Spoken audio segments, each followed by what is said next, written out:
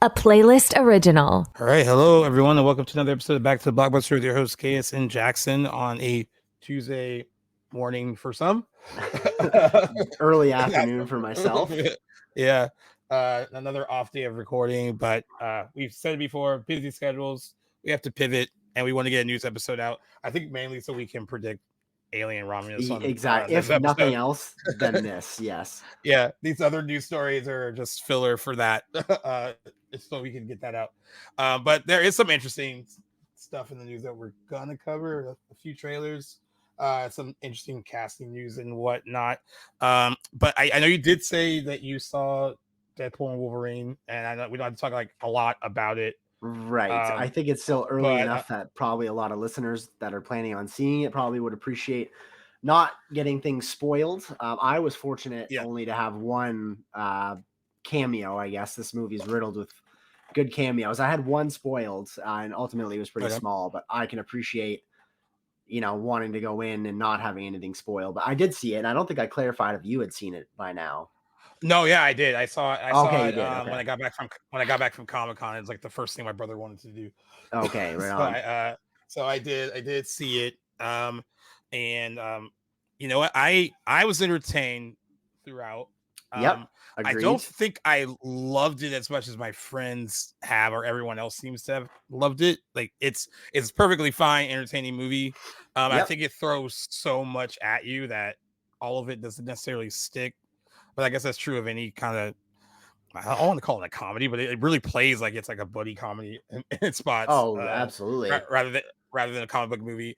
But yeah, I mean, I was entertained. I think it was a nice little step up for the MCU. Like they needed it, and it mostly worked, but everything didn't really work for me. What did you think of it?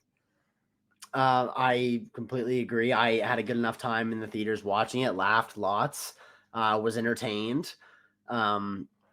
Traditional, I think with the Deadpool movies now, I didn't think the villain was anything to write home about. Certainly, I mean, there's a couple of villains, I think, in this movie, like a major one and a minor one, and they were perfectly serviceable. Again, I mean, I can appreciate, well, it is kind of world-ending stakes, kind of like any, average Marvel movie these days. Yeah. There's nothing too lasting about the villain. That's been, I think, an issue with both Deadpool movies. Cable was pretty cool for Deadpool too, but ultimately it's a one and done villainous performance.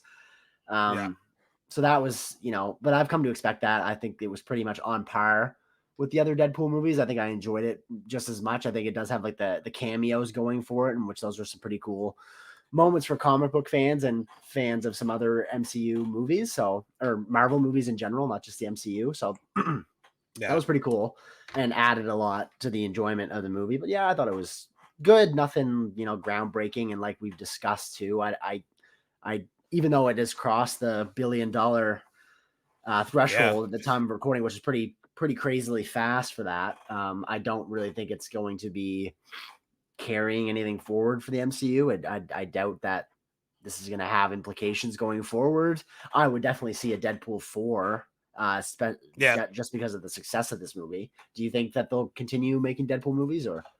I think they will. I think they want to keep Ryan Reynolds in their back pocket. I mean, he marketed it the hell. He did a lot to market the movie, him and Hugh Jackman. Right. Honestly, it was a family affair. Blake Lively, Ryan Reynolds, they all kind of like, I mean, the last 4 weeks have been dominated by the Reynolds Lively clan, because It Ends With Us made a lot of money over the weekend too. And that promotion, it crossed into each other. Some people think that caused like a little rift between Blake Lively and her director on that movie, because it kind of took away from like the actual seriousness of that movie, the themes of that movie, I guess. But I mean, at the end of the day, they're business people too. She produced on that movie, and Ryan Reynolds is also a co-writer and producer on Deadpool and Wolverine. So you're going to do whatever you can to sell the movie the best way you can, and I think they did that well, and they are reaping the benefits of it. I was more happy for Hugh Jackman. I mean, someone pointed out that across all those X-Men movies, which have made them a lot of money, none of them have grossed $1 billion worldwide, and it's the first one that he's been in that has. So wow, I didn't think about that. So good on him, and I thought he was really good. I mean, I was worried that it would kind of ruin the the impact that Logan had, because that was such a good movie and a nice end to that character. But I was actually okay with the whole alternate kind of versions of Wolverine, and like, you know, that version of Logan still exists, and that one's kind of done, and you can still enjoy that, and then have this kind of new version too. It might be a cheap way to get him back to some people, but I thought it mostly worked, and I think mostly because they actually gave even this version of Wolverine some emotional stakes, like to like having him be you know, the things that he did that he was upset with was kind of like letting, you know, the other X-Men he felt like die and all that stuff. You know, there was real kind of real emotional stuff involving him. I actually thought he was the best part of the movie. Ryan Reynolds' shtick can get, I can like it in some parts, and then it can get old really fast. Yep. But they have really good, like, fun, witty banter and chemistry, so they're really good together. But I mean, Hugh Jackman was doing a lot. There was a lot of comedic moments, a lot of dramatic moments. I think he really carried a lot of the movie for me. And as for the cameos, I think they weren't ruined for me before I saw it. You know, for my brother who's younger, your age pretty much, he didn't understand why some of them were like, he knew Wesley Snipes played, but didn't know about Jennifer Garner, Elektra. Like, he was like, what's that? Why is that okay. So he had never seen Daredevil. So he had no idea like why that was a big deal. And I was like, well, she was the only good thing about that movie. And then they gave her a really bad solo movie in that tank. And he didn't know about the Channing Tatum Gambit stuff. I guess it's fair. Yeah, I guess that's fair because that never really turned into a movie. He was kind of like announced at San Diego Comic-Con almost 10 years ago, I think, and then it just never came together. I feel like that's what's going to happen to Mahershala Ali pretty soon here with Blade. There's a great line in that movie from Blade about that, which I thought was pretty good. Yeah. I was surprised at how much they let go on Marvel and Disney.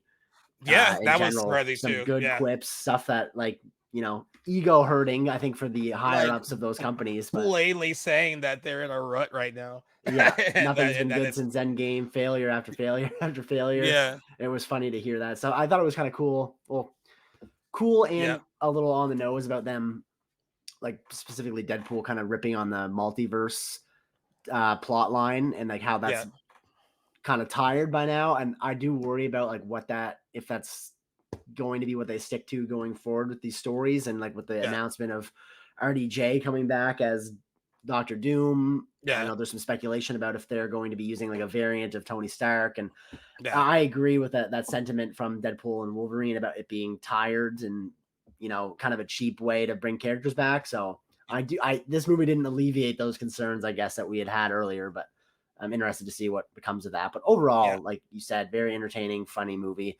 I am interested to hear you say, though, that Ryan Reynolds' shtick as Deadpool can kind of be a little one-dimensional and get old, because a lot of people just seem to effortlessly love everything that comes out of his mouth. And I do think he's funny, but after 3 movies, I've yet to see him do something beyond, you know, just his usual banter. So it can get tiring too. Yeah, and I kind of Emma Corrin, who played Cassandra Nova, it's not like she's bad. I thought she was a good actress, but she, not really, didn't really do much for me as a villain, even though she did the creepy hand mine thing. That was kind of those are some cool moments. Cool moments. I also liked the Chris Evans Human Torch thing. Was pretty funny. I did enjoy that. That got me. They actually talked about how they were able to keep that a secret because I guess Chris Evans came in like right when the strikes like ended, so like no one was really like watching movie sets all that much because everyone was just getting back to work. So he got back to work on that first day after the strike and was able to just get that done, and there were no set leaks or anything from it. So that was a surprise. I wasn't expecting that at all. And then also little ones like Aaron Stanford coming back as Pyro, that was pretty cool to see because I haven't seen him in much of anything since those movies came out. And yeah, overall, I was like, it was entertaining. I just don't think it has any lasting implications for the MCU. So it just feels like despite how big it was with its cameos and like all that, it felt like a filler movie in a lot of ways, or it didn't really like move anything forward and really move the needle at all. But it was still fun. Like I've been talking to my friends about it, and they think I'm kind of being too hard on it. I was like, I didn't say I didn't like it. I just didn't think that it doesn't really, I don't really think it does much for the future of the MCU at all. Agreed. It was cool also seeing, is it X-23? Is it the girl from Logan? She was nice to see her all grown up, and she had like a good emotional arc too with that version of Wolverine as well. So I mostly enjoyed it. I mean, I get why it's doing so well. I mean, Marvel hasn't had a solid movie like this or even close to this in a really long time. And I don't know, it did cater to a specific audience. I know there were some people that were upset that there weren't more X-Men cameos, and apparently a lot of those people weren't asked. I wonder if it was because of budget reasons, because I actually just read Halle Berry's promoting her new Netflix movie with Walt Wahlberg, and they asked if she was asked for it, and she said Blake Lively asked her once if she would be interested in doing it, and she said she would if Ryan Reynolds asked, but he never came back around to her and asked her to do it. I just wonder if maybe they are too expensive to add to the cameos they already had, because it would have ballooned the budget a bit, I guess. Yeah, that's a fair assumption for sure. I know some people have mentioned that they are, how do you put it there? Sort of weary about their reliance on incorporating the Fox X-Men into the MCU. Is this storyline done? Are they looking? It's going to probably undermine, I think, any future new attempts at introducing the X-Men into the MCU, which we know was happening with the Fantastic Four. Or not, sorry, that's separate, but kind of similar. So I was that was something that was weighing on my mind too while watching this, and specifically with Johnny Storm. I mean, we know that character's not really going to go anywhere, but a fine line between cameoing some of these characters and the implications that might come out of having them introduced into the broader MCU if you're going to be bringing back or bringing in a new version of these characters. So it would be tough to decide how to do that creatively, I think. Yeah, I think so too. And I also, there's rumors that some of these X-Men might pop up in the two Avengers movies, like the Doomsday and Secret Wars. And, at first I thought they were just going to recast. I mean, I think eventually they will have to recast the core X-Men, but if they're kind of using this kind of alternate universe of X-Men where they can just pull, the Famke Jensens and James Marsdens and Halle Berrys from the Fox movies. At first I was like, hey, will they be too old to do that now? Will it still hold up? But then I'm watching Wesley Snipes and Jennifer Garner, who looks pretty good still. They still got it. So maybe that won't be an issue at all. But I don't know, if they could, that would probably just be for those two movies, and they wouldn't long term keep them around as the core group of X-Men anymore. They would want to recast. Although it seems like they want to keep Hugh Jackman. I know they made a joke about that in the movie, but it seems like Hugh Jackman really wants to stick around and play the part. So I mean, he is getting up there, and it's not that he's old by any means, but it's a physical part, really physical part. So he looks the part still. Jeez, I think that's the best shape he's ever been in for a role. Apparently he ate 6,000 calories a day. I was like, that's ridiculous. Yeah, he looks like it. He's shredded, huge. Yeah, but $1 billion grosser. It's good for box office. Good for the MCU, so not too mad about it. I just wish I loved it more than liked it. Yep, seems like we're on the same page. Yeah. All right, we got some trailers to talk about. Not a whole bunch, just but three. Very broad, diverse. Some interesting stuff. Yeah. The first one, I actually, this movie kind of came out of nowhere for me. Didn't know they were really doing it, but it looks interesting. It's called Saturday Night, and it's from directed by Jason Reitman. And the synopsis of it is set in 1975, and it chronicles the events leading to the premiere of NBC Saturday Night, later known as Saturday Night Live. And it has a really big cast.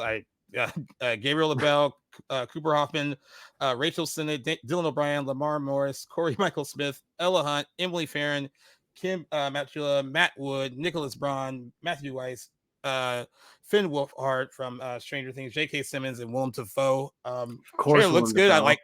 I like movies like this that kind of go back and detail these kind of periods in time with especially stuff I don't really know that much about. I thought the trailer was pretty good. They're trying to position it as a awards player. I don't know if it will be or not, but it seems like the way they're when they're opening it and how they're trying to push it, it seems like they want it to be. But I thought it was a good enough trailer to be interested in checking it out. What did you think of it?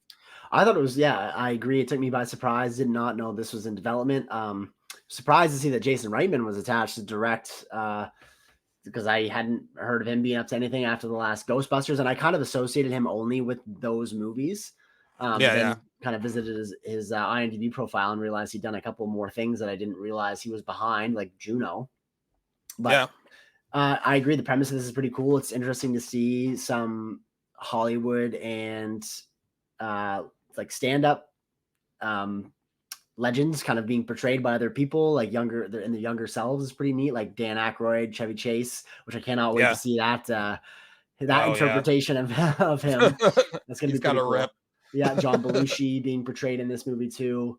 Lorne Michaels. So I think it's gonna be a really interesting look at, one of comedy's like greatest, most enduring programs, right? With Saturday Night Live. So that's gonna be pretty cool. And I was never much of a Saturday Night Live partaker. Yeah, like I think it's pretty cool concept. The history is pretty interesting. Yeah, exactly. And I think that'll be cool to tackle in this movie. The trailer though did seem like the material was enough to me as like somebody that was watching it and not knowing this was in development. I thought this is interesting. I want to watch this, but the trailer itself, I don't know if it was just the way it was edited or like the score, but it felt like it stopped from like reaching its full potential to me. I feel like this could have been edited in a much grander fashion. Tighter way.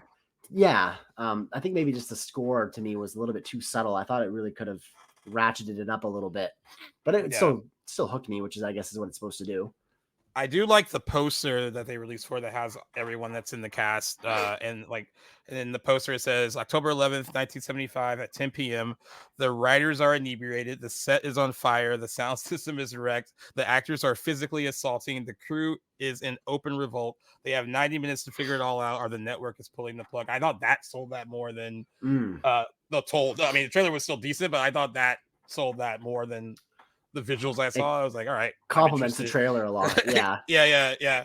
So yeah, it looks pretty good. I mean, I'm down. And the person who wrote it, Gil Keenan, Monster House, Ghostbusters, Frozen Empire. So kind of like all over the place as far as the stuff that they've written. It just depends on. Oh, he did do the Poltergeist remake.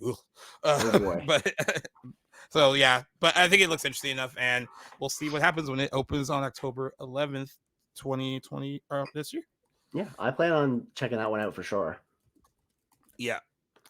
This next one I'm interested in because actually I watch a lot of true crime stuff, and this was a big true crime story, but this is actually a small part of a very elaborate true crime story, and I'm interested that they made this into a movie. But from what I've heard, when it premiered at the Toronto International Film Festival, got great reviews. It has like 90% Rotten Tomatoes right now. Oh boy. It's also the directorial debut of Anna Kendrick. It's called Woman of the Hour, and it's based on part of it is based on the life of serial killer Rodney Alcala, who in 1978, while he was serial killing, appeared on the television show The Dating Game in the midst of his murder spree.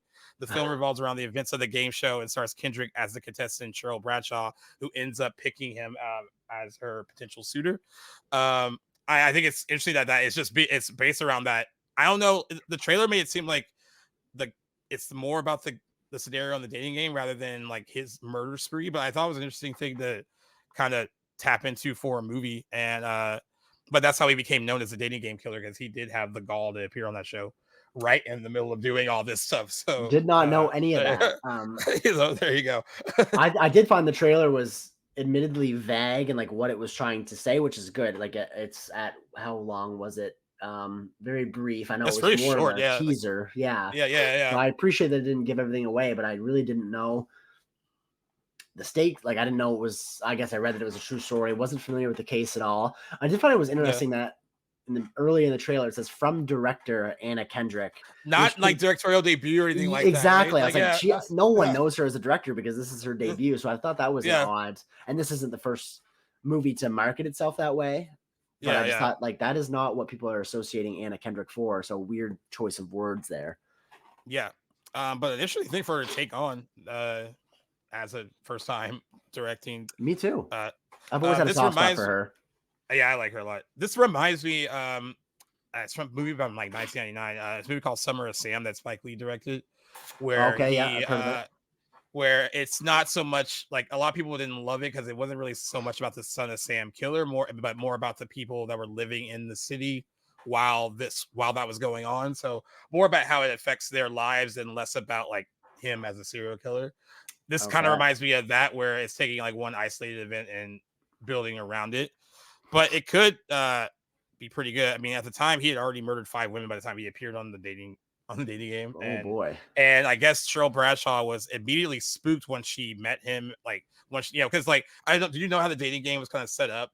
Where, no, I don't know anything about it. So you have a female contestant. The guys she can't see them, and she's asking them questions, and they're answering those questions, whatever. And she's picking the person that she wants to go on a date with based on their reactions without having seen their face, whatever. Okay, it's kind of like an earlier version of Love Is Blind. Fine, yeah, pretty much, yeah. So that's how that kind of happened, and they've actually interviewed Cheryl Bradshaw, where she immediately was spooked by him when she, had to be set up on this date with him. He did murder her, right? But but it was just a really interesting thing for her. I think more people were just like so surprised by the audacity that he would do that. Like he would put himself out because he was like a wanted man, and like a lot and other like people. I mean, serial killers, I guess back then, because they were like doing it in so many different areas, it was hard to like kind of get police on track on like how to find them. So a lot of people in different areas knew who he was, but like once he kind of got around here, some people didn't. So like, but still, those people living elsewhere who were trying to track him could see this guy on TV and just like can't believe he did that. But yeah. It'll be interesting to see how it plays out. I did think the trailer was like too vague. I know we say that trailer shouldn't be like too long. Right. This one was probably too short, but I think it did enough to like hook you. Based on the premise. So I don't know when this. Oh, actually, it's going to come out on October 11th. You guys are going to get it first in Canada, and then I think Netflix is picking it up after that. Okay, yeah. IMDb says October 10th, 2024, even though it has a 2023 release date with its premiere at TIFF. Nice hour and 35 minutes too, so not overly long. Like, so I can imagine, I can imagine it being long. So I guess it must be just about the whole like. That's what I'm thinking the too. event surrounding the dating game. Whether or not you think that's an interesting enough concept for a movie, I mean, I guess depends on the viewer. But I think it's interesting enough as a true crime story. We'll see how it pans out as a movie, and we'll see if she actually has like directing chops too. I mean, judging from the trailer, it seems like it's pretty dark material songs because she does not seem like a dark person at all. No, so she doesn't. I think that surprised. I'm sorry, I think that surprised me that she is taking that on. But I'm interested in seeing it. It looks pretty good. So we'll see what happens when it comes out. Agreed. And our last trailer is very much a teaser. And I was surprised. I did not know anything about Oz Perkins' next movie in the works because he's hot off the success of Longlegs, which is probably still playing theatrically. He's pairing with James Wan, who's producing The Monkey. Pretty short and sweet title. Don't know anything about it. Based on a Stephen King short, which that's a deadly trio right there. Osgood Perkins adapting a Stephen King short film or short novel, short story, and produced by James Wan. That's quite the trifecta of horror right there. Guess it's a 1980 short story by Stephen King, and they said the premise: after stumbling upon their father's vintage toy monkey in the attic, twin brothers Hal and Bill witness a string of horrifying deaths unfolding around them. In an attempt to leave the haunting behind, the brothers opt to discard the monkey and pursue separate paths over time. However, when the inexplicable deaths resurface, the brothers are compelled to reconcile and embark on a mission to permanently eliminate the cursed toy. It's from Neon, who also did Longlegs. Right. So, yes. And Oz Perkins will be acting in this one too, which is pretty cool. He's one of the brothers. Yeah, and Theo James also in the movie. It looks like in the teaser trailer he is covered in blood. That's like one of the only real images that you see. Tatiana Maslany is in this movie too. She was in She-Hulk and Orphan Black. She's known for that. Elijah Wood also in this as well. And as you said, Oz Perkins. I mean, too short to really like talk about anything, but I mean, it's cool that it seems like it's good that Oz Perkins is on a run right now. So true. I know this movie is having test screenings right now, and they are having decent test screenings so far, so that's good at least. But yeah, we'll know more when it comes out on February 21st, 2025. I think this will kind of prove of like if his name is enough now after Longlegs to just open a movie. I think because that would be like, I think they'll see that like, oh, he directed, and that because that movie's made a lot of money. It's Neon's highest grossing movie now. So he gave them that. So they're probably I wonder if they'll try to market it. It'll be hard to market it in a similar way, but I wonder if they'll like leave the marketing intentionally vague like they did with Longlegs to kind of sell it. Here's hoping. But the Stephen King kind of stuff is promising. So good combo, like you said. Yeah. All right, we have some casting news a little bit. Still don't know what this movie is, but Jenna Ortega is in deep talks to join J.J. Abrams' untitled movie at Warner Brothers alongside Glen Powell. but there's no details on what it is. But Abrams wrote the script, and Powell has already finalized his deal. They said Ortega should be able to finalize her deal too. It's just a matter of scheduling. But you have two of the arguably she's a pretty big star now, and Glen Powell is a pretty big star, starring in a secret J.J. Abrams project. So I think that's good for both of them as well. She's going to be on a good run. I mean, she has Beetlejuice coming out very soon. True. That hit tracking to open at $75 to $90 million. I didn't know that. I mean, I knew that people were interested in Beetlejuice, but those tracking numbers are very high. So wow. So she'll be on a good run with that, and then Glen Powell had a good run with Twisters, which is still making money despite a lot of competition from other summer movies. So I don't know what I would want from J.J. Abrams right now. I imagine that it's going to be some kind of sci-fi-ish kind of thing. It's both. Yeah, I'm guessing that's what it might be. That's a trademark of his.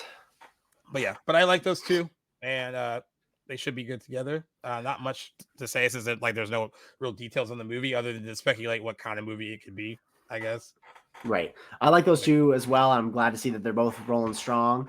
I'm not really particularly a J.J. Abrams fan, especially like more as of late, like post Star Wars. What's your take on him? Are you excited to see his name attached to anything? I used to really like him, and then of course, like Buffy fame, right? Yeah. And then like he did Alias, Felicity, and then he made me like Star Trek because I wasn't really a big Star Trek person, but like those movies that he did were pretty good. It all kind of phased with the Star Wars stuff because I didn't really love. Right. I mean, I liked The Force Awakens at the time, but I think I was just so caught up in the fact like, oh, we have another Star Wars movie, and then when I watched it several times after that, and it isn't as good as it was then. And Rise of Skywalker is just not good at all. So I'm glad we agree. That name used to like elicit more excitement, but yeah. But I do like the idea. Yeah, that being like those two being in it though. He just seems to be taking on the executive producer role in the last few years. He's got 18 up and coming projects where he is the producer, or executive producer, which is quite something. Yeah, he's still keeping busy though. But yeah, I'm hoping whatever he's doing with these two is something original because I know that he is an IP piggybacker and hesitates to really promote original stuff. So I'm hoping that this is kind of something from his brain. I feel like people want to say that more than they actually say it out loud. I'm glad you said it that way. That's how I associate him these days. Anyway, it wasn't always the case, but yeah. All right. Well, no release date on that. No, not much about the movie, but not even a title. some pretty good casting news though. What we have next? This is news from what you put on here. I did not know anything about this. Great to see these names always working together though. Ben Affleck and Matt Damon working together to develop a Hulk Hogan movie. I didn't see anything breaking about this. So this is a little different, not so much about his life, but more of a certain point in his life. It's about a really highly publicized legal case that he was involved in.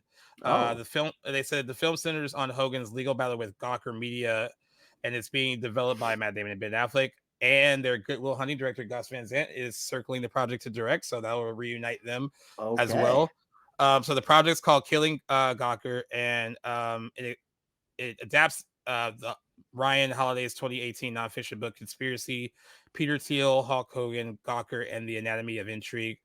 So Peter if you're Thiel as in the PayPal founder, Peter Thiel? Yeah. So I guess if you're unfamiliar with the case, in November 2016, Gawker Media agreed to pay $31 million to Hogan, whose real name is Terry Bollea, to settle the sex tape lawsuit filed by the wrestler over the company publishing an excerpt of footage from the tape. The case surrounded a 2012 article that included portions of the video filmed 6 years prior, and it led to Gawker's website being shut down. And he also, one of the reasons that he also was very upset in that leaked tape, Hulk Hogan said the N-word a lot. Boy, I didn't know any of that about him. Boy. And he was on a subsequent apology tour for years after that, saying he's not that kind of person, not racist. There's no casting, but they said that Ben Affleck does want to play Hulk Hogan. Can't see that. I don't know. I feel like that. I feel like that's more of like a I'm about to get divorced decision on his part. I do wish he would act separately from movies he's involved in making, because I don't often find that to be his best work. I like when he solo directs or produces stuff, and I like when he acts for the most part. But when you combine those two things about him, I don't usually find that yields the best Ben Affleck. Yeah. I can't even picture him as Hulk Hogan. Well, I was going to ask you, who do you cast as Hulk Hogan in this movie? Well, I don't know. It's not necessarily this one, but I know there was a movie about his life and development that he was working on, and Chris Hemsworth was attached to it for a really long time. And like, I actually could see that working, but like, I know Hulk Hogan, they said that he is not worried about the movie now, but if it goes too far, he's not afraid to sue anyone involved in it, including Matt Damon and Ben Affleck. One of the other guys I helped bring this case to light that is not a big fan of Hulk Hogan said that he's willing to work with Matt Damon and Ben Affleck on developing this story. So this has potential to like kind of stir up some trouble. But Hulk's got some haters out there. Yeah, I mean, but he did win that case. It wasn't really it shut the whole website down. So I mean, good. But yeah, really interesting thing to do. But I'm more intrigued by like Ben Affleck, Matt Damon, and Gus Van Sant working together again, because that would because Good Will Hunting is not on my bingo card. Yeah, no, not at all. 100% mine as well. Yeah, so that'll be pretty interesting. Yeah. And other casting news. This is, I guess, this is more about the potential of what this could be.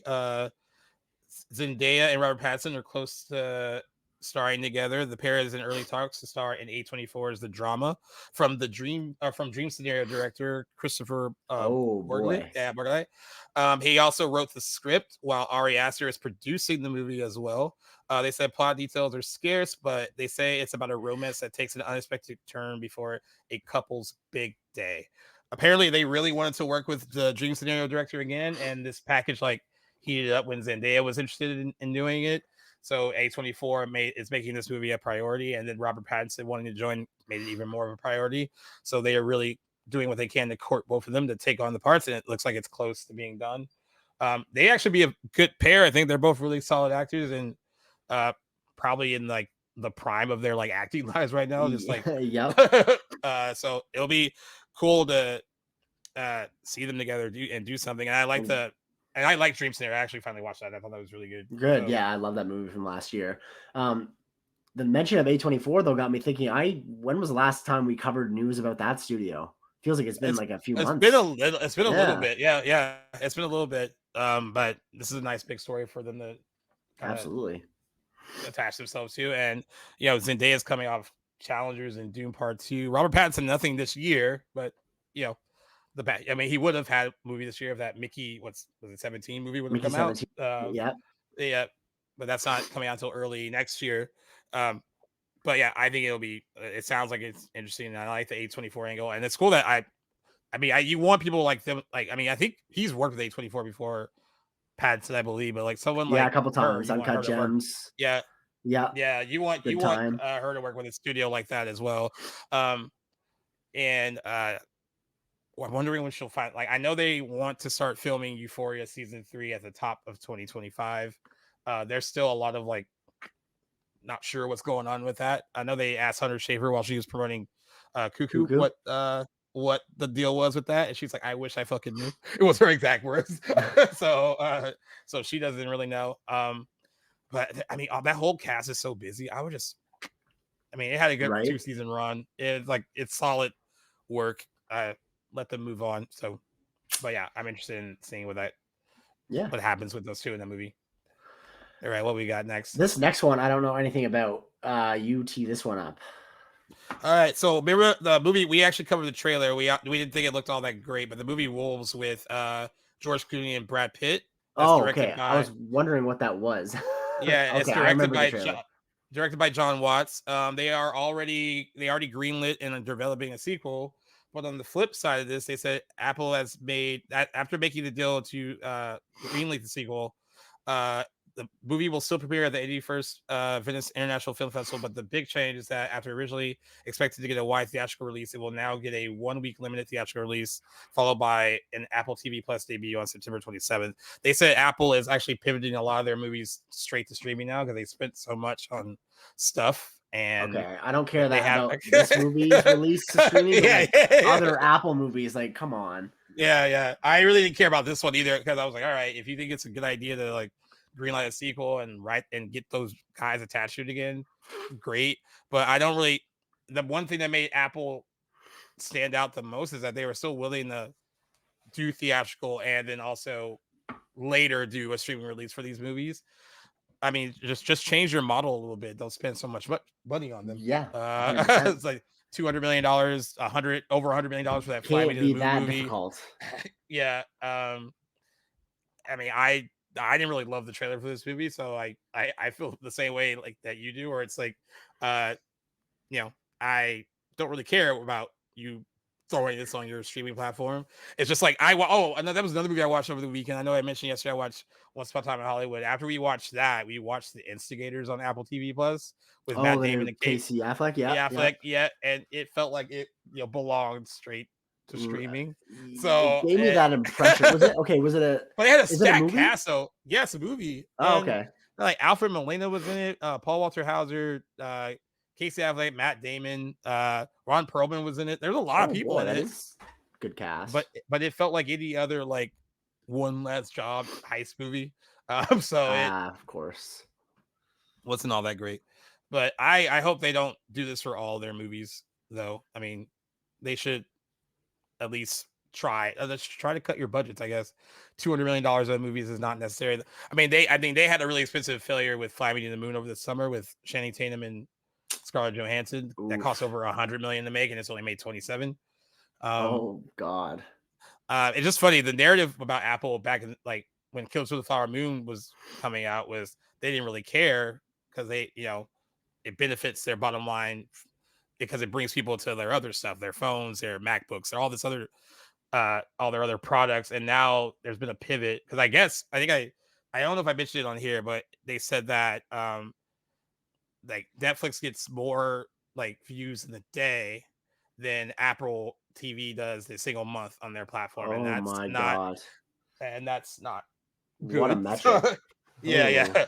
So I mean, and apparently they spent since they started over $20 billion on content since they started as a streaming service. So Apple? Yeah. You said 20 billion? Yeah, that's what they said across their TV shows and various movies. I don't know. I mean, because like so we were scrolling through their stuff, and there were so many things on their platform I never heard of. And like there's a lot of jokes online where people are like, Apple's like the worst because they're just like they'll put all this money in it and it looks like a really cool prestige thing, and they'll just go like, I hope people find it. Yeah, like they don't really promote it. That is like a gross amount of money. Yeah, really ridiculous. But unfortunately, I don't really care about the sequel to Wolves because I haven't even seen the first one yet. No. And even though I think John Watts he did some great stuff for the Spider-Man movie, so that's promising. And I feel like a reunion of Brad Pitt and George Clooney I would have been down for 10 years ago, maybe longer. I'm like now I'm not really I still like both of those guys, but like the trailer just didn't do anything for me. Yeah. So that's that. Yeah. So I got some news for all the girls out there. This is exciting for a lot of girls I know. Britney Spears is getting her own biopic moving forward at Universal Pictures, and John M. Chu, who's directing Wicked and did Crazy Rich Asians and In the Heights, he's directing the project. It's based on her best-selling memoir, The Woman in Me, which sold 2.5 million copies as of now, and they think there's a lot of potential to make a lot of money off this. Apparently, she was paid $10 million for the rights to her life and her music catalog for this. So I feel there is a good story there, and it could be entertaining. Someone else made a good point though. She's 43 years old. She's still alive. True. Is it really time for her to have her own biopic? What do you think about that? It's funny. I hadn't like really considered that stuff. It does when you mention it like that, because I guess maybe because I grew up like Britney Spears has always been a phenomenon since I've been alive. So like to me that seems like she's been around a long time, and maybe a biopic is necessary. But she's like you said, she's only 43. She rose to fame as like a late teenager. it doesn't really, when he's put that way, it doesn't really seem like her story is over yet. Like a lot could still be to come, but I know it does feel like her life does really seem to be pre and post. What do you call that contract that she was under? Oh, conservatorship. So yeah, Yeah. there's that little interesting thing where like So to learn, yeah, she like had a pretty great run. I think it was like 1998 until like 2007, and she had a really public breakdown. Something no one really. I mean, there's a lot of issue like reasons as to why. Like some people think that she might suffer from bipolar disorder, and then there was a whole like 2007, 2008 was the height of like TMZ paparazzi like following these people like around everywhere and like trying to get every image and video they could, almost borderline stalking celebrities like this, and they think that could have drove her crazy too. How and she had the whole thing, right? yeah. And that she had the whole thing. She shaved off all her hair, and then they put her on a 5150 hold. And then her dad, they put her under conservatorship, which is it was under her father. She had a pretty big comeback during that time. Had a big, high selling Vegas residency during that time. Went on world tours, had more albums that did well, but apparently she wasn't in control of any aspects of her life, her finances, or her personal life. Her dad controlled it. And then we found out later during the whole like free Britney movement, which I guess is good because they helped her get out of it. I always thought it was weird that like I was like, y'all don't have any jobs. I mean, it's cool that you're trying to help her, Right. but they were going to like all her court dates like during the week. I was like, don't you guys have work too? Like, I didn't know about it. I knew about the free Britney movement, but yeah. that is next level. But it came to light that how much they were controlling her, and then like she was able to successfully get out of it after 13 years. She was under for a really long time. So I guess there is good story there, depending on how far they want to go, and her detailing like how rough that period was. Right. There's an issue about who should play her. I personally think they should get it. I personally think that they should find an unknown person to play her, because I think anyone else would be too distracting. But some of the bigger names that have come up are Sydney Sweeney, Sabrina Carpenter, Emma Roberts. I don't think any of them would really work. I don't even know if Sydney Sweeney can dance. You don't have to know how to sing, because Britney Spears is not really known for her angelic singing voice. She's an entertainer. She's not really like, she's not a balladeer by any means. So, but I think any famous face would be really distracting. I agree. And unknown would be nice. Should go unknown. But I know this has potential to make a lot of money because her fans are crazy. I don't mean that in like a bad kind of way. Like, I mean, her songs still stream heavily on Spotify. She hasn't put out new music in several years, and so like they love her, and I imagine I still jam to Criminal every once in a while myself. That's such a random Britney song. I've always liked that song by her. Now there's certain people in our group when certain Britney Spears songs come on, like you can be having a conversation with them and then like they'll just stop talking. Like, I'll be right back. Like, yeah. I feel like she walked so Taylor Swift could run. Yeah, and I think a lot of people, because like depending on when you got introduced to her, you grew up with her you grew up with her music. And I think that has a lot to do with it. I'm still like stunned about that. Such a random, because I know that song, "Criminal," was such a random one of her catalog. For the only Britney Spears song I have and like actively listen to, it's just a banger. That's hilarious. But I'd be interested. I love a musical biopic. Said it before. So if they, if the production ends up, going well, I'd be interested to see who they cast. That'll probably be the next thing that I look for. And you said it was the director of Crazy Rich Asians and Wicked. He's doing Wicked. Wicked, right? Yes. And he did In the Heights. So he's 2 musicals under his belt. He's known for like so he's gotten better. Back in the day, he was directing like step up movies, and they may not have been like great, but like they have a lot of flash and like razzle and and he can capture like entertainment like that pretty well. So I understand why they would want him to maybe do it. And I guess it's been they tried to option her book a month after it came out, and I guess like Disney, Netflix, and one other studio, I think Sony was interested in it, but Universal won out on getting it, and she got paid a lot of money. She has creative control alongside them, so I guess that's fair. I mean, it's her life.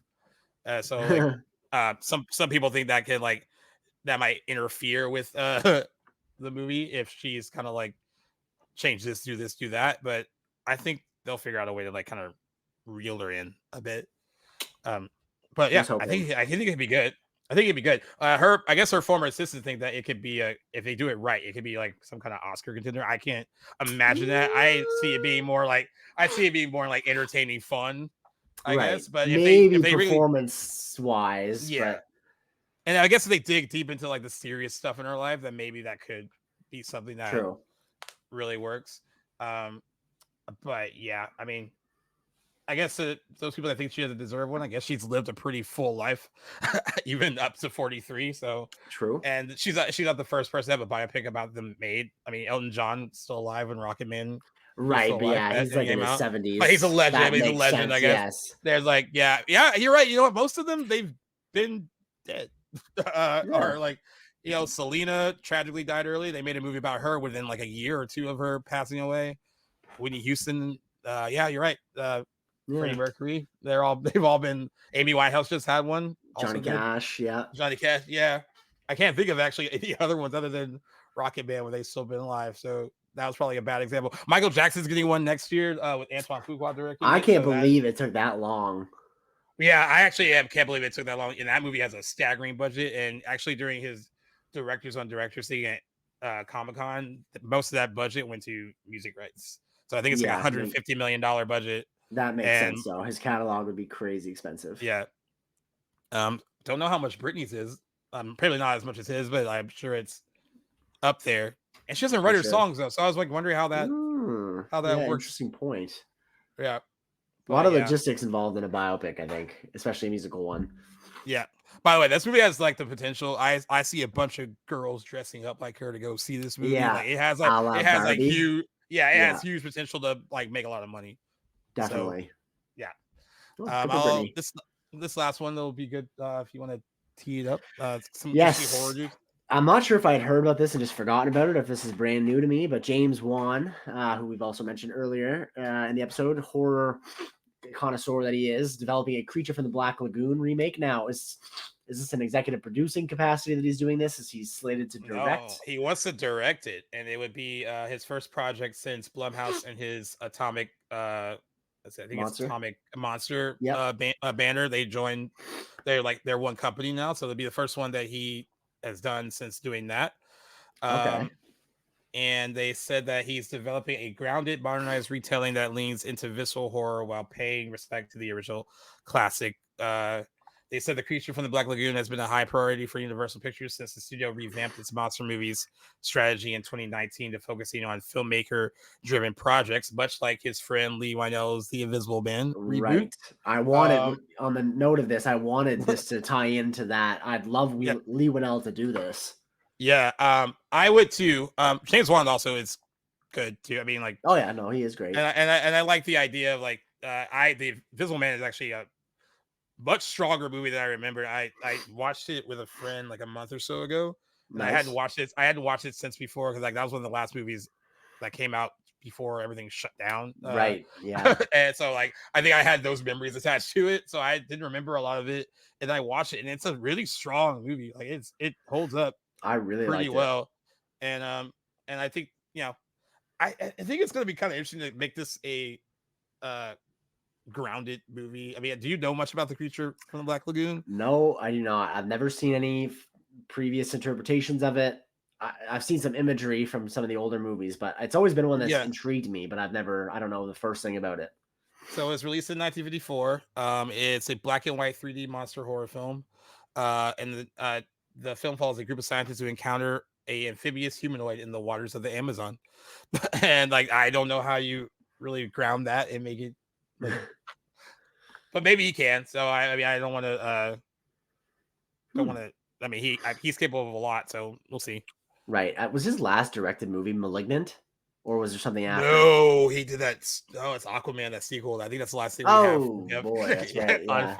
I love Malignant, by the way. If you want to like, if you want to start horror movie fights, just tell certain people you love it, because I know a lot of people hate it. Yeah, like did not like it, and not for everybody. How you can like something like that? I'm like, well, it's not my fault. You're not enlightened. Calm down. Hit him with the enlightenment. Yeah. You weren't picking up what that movie was putting down. Right. No, it was a treat. And I love James Wan as a director, especially his horror stuff, so I trust him with this. But I would not be opposing executive producing and letting Lee Winnell take the reins either, because I want him to follow up what he started with the Invisible Man. I want that to be the Universal Monster universe, and I think there's still a lot of fertile ground for that. So here's hoping that maybe they'll be intertwined. Yeah, agreed. All right, here we are for what this whole episode was for. Our Alien Romulus predictions. Since there's a little bit of time, I'm going to read a couple of first reactions to the movie that have come out, which are very promising. Like, except for that one guy, I did see your repost. Oh yeah, he hates everything that people love. Thinks it's. I think he thinks it's cool to do that. Seems so.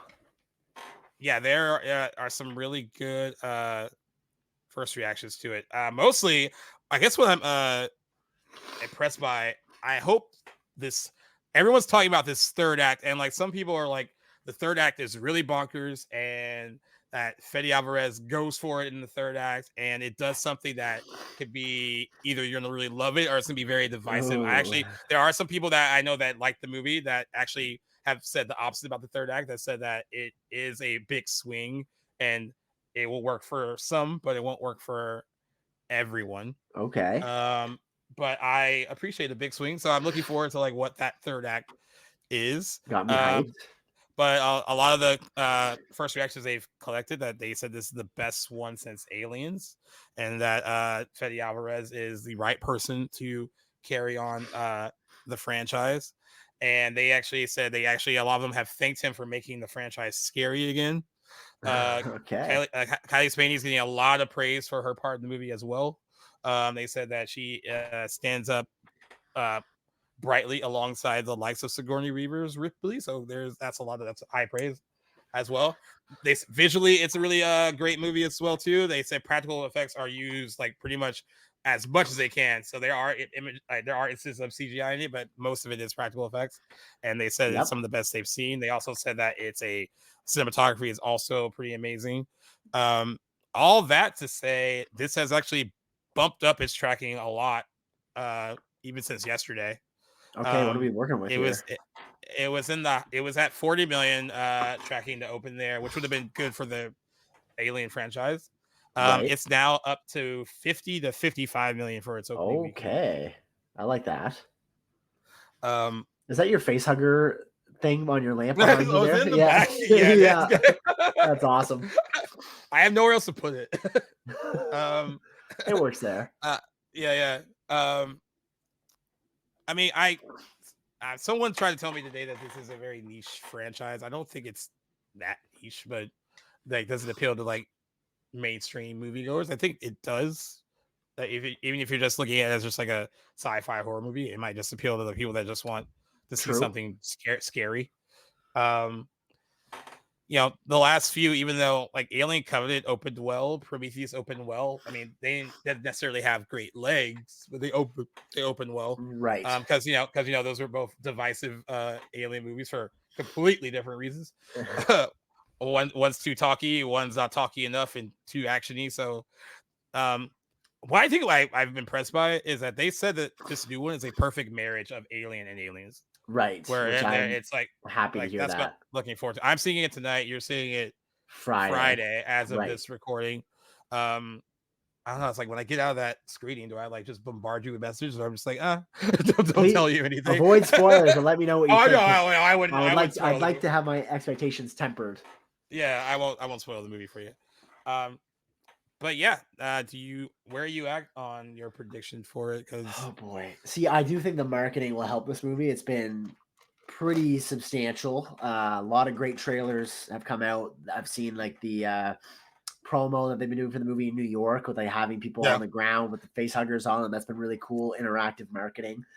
And I really hope people show up for this movie, because I want the Alien franchise to go forward in this direction. I don't want it to go 7 years in between releases, and I know we have the FX show to look forward to regardless of how this movie performs, but I would like to see hopefully Ridley Scott's prequel trilogy finalized. I'd like to see some more Alien stories in between this timeline, so I want it to do really well, and for that reason I'm going to bump it up, and I'm going to go meet at the top of tracking at 55. All right. Yeah, how are you feeling about it? It's just for the sake of not copying you. I'll go 50. I'll go like right. Okay. I think it goes higher than 40 that it was originally tracking at. I think 50 is like a nice. I think Prometheus kind of debuted a little bit above 50 when it came out. Right, and that also had the distinction of being a Ridley Scott release too, right? Yeah, true. Yeah. Yeah, I'm looking I'll go at the 50. budget for this movie. $70 million budget apparently. So that's What? yeah, That's so cheap. That is so cheap. They're definitely making another one. So exactly, they must be making some money on this. I'm really hoping so. So, yeah, that's good because I know the budgets on Prometheus and Covenant were pretty big. Right, pretty high. Yeah. Yeah, that's awesome. So yeah, 50, 55. I will say this about other box office news. I will never underestimate the female audience ever again. When I saw the numbers for It Ends With Us, it's $50 million opening weekend. That's unheard of for a movie like this. Wow. It had an $80 million global opening weekend. It cost $25 million to make. It's already a hit. That's wonderful. Like I said, it's good to live in the Reynolds Lively house right now. They both have hit movies. There's a lot of drama behind It Ends With Us, like with the making of it. Okay. I guess that kind of helps with like the people going to see it, because like the director didn't really take any pictures with the other members of the cast, and he didn't do interviews with them, and he's a co-lead in it with Blake Lively, and they all unfollowed him on Instagram. It's a whole big boy, childish high school thing, it seems. Yeah, definitely. Maybe there's some scandal imminently coming out that we don't know about yet. But also Borderlands cratered $8.6 million opening weekend, $120 million budget. So, oh boy, poor Eli Roth. And you had the misfortune of seeing that. I know. As bad as they say. It was awful. It was not even close to good. Cate Blanchett is always good. I'll give her that. And I know she was bored during COVID, so that's why she did the movie. Right. So seems like it just undid a lot of progress for video game adaptations. Yeah, it took a few steps forward and took like 10 steps back. Yeah. But yeah, so that's our predictions for Alien Romulus. We will both have seen it by the time we do another news episode, or whether it's a news one or if we talk about it at the top of an anniversary. I think we will talk about it, or if there's enough to talk about it, we might just do like a shorter, just Alien Romulus episode if there's enough to discuss. I am so on board for that. But this is one of those rare occurrences where we will have both seen the same movie by the time we record again. So that'll be exciting to do. And yes, hopefully there'll be a lot to talk about. Hopefully by the early next week, we'll have both seen it, been able to discuss our thoughts, spoiler free, and very much looking forward to what you had to say about it when you get out of the theater tonight. I might be in bed depending on how long your you'll just wake up too. Yeah, I'll wake up. It'll be the first thing I check for, and I want to hear your opinion. So very much looking forward to that. And I think that brings us to the end of our little news segment today, guys. And I think this is what we are calling episode 188 of Back to the Blockbuster. Got a couple other episodes already filmed, ambiguously numbered, thrown at your way this coming week. In the next couple weeks, some anniversary episodes we got in stock for you guys. So take a look at those episodes when they drop. Of course, got lots of other content for you guys to go discover. 187 episodes on our channel there, which you guys know by now where you guys can get it. Anywhere, any network that provides podcast access, you guys can find us at Back to the Blockbuster. Particularly though, guys, go check us out on Playlist. They are our studio network and we love them big time. So any device you guys have at that respective app store, go check out Playlist and listen to your guys talk about movies. Gaius, has been great. Oh, and while you're at it, go watch Alien Romulus this weekend. Bump up those box office numbers. We want this. There you go. No better way to spend your late August weekend. So hope to see you guys in the theaters, regardless of what week it is and whatever's playing. It's always good to be out there. And Gaius, thanks a lot for chatting, and we'll see you guys in the next one.